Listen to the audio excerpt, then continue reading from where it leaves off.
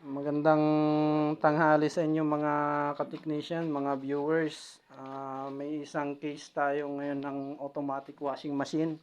Ito po ay isang Midea. Midea po ang brand nito. Ang issue po nito ay stuck po ang kanyang tab.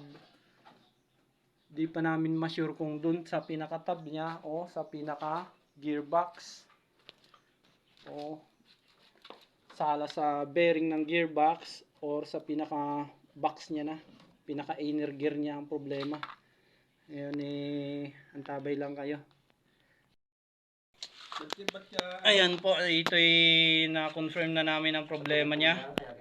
Ito po ang problema niya, pinaka gearbox niya nag-lock na siya. Wala na siya. Ito okay naman sa washing.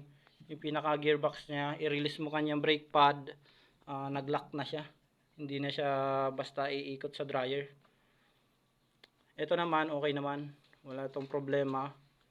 Talagang problema niya ay yung pinaka gearbox na, tsaka medyo may ingay na. Pag ganitong issue na may ingay na, sadya talagang malapit nang magka problema. Ito okay naman, wala tong problema. Kung sakali meron tayong pyesa nito tsaka yan, iisa to, parehas na parehas nung nandun sa gearbox niyan.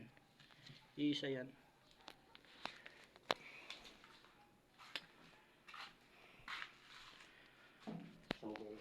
Papalitan po ito ng gearbox na sambuong gearbox. Sambuong gearbox ang ipapalit dito.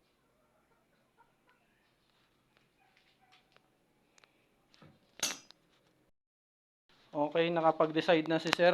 Papalitan na namin ng isang buong set na gearbox. Yung bunot din lang galing sa isang washing na ganitong top load. Kasi mahal nga po itong magpapalit ng isang set na ganyang gearbox. Meron naman tayo doon na malinis pa talaga siya at bago pa. Hindi pa kalawangin. Yun ang ipapalit natin dyan. Okay, paki-like, share, subscribe sa aking YouTube channel, JBC Tech.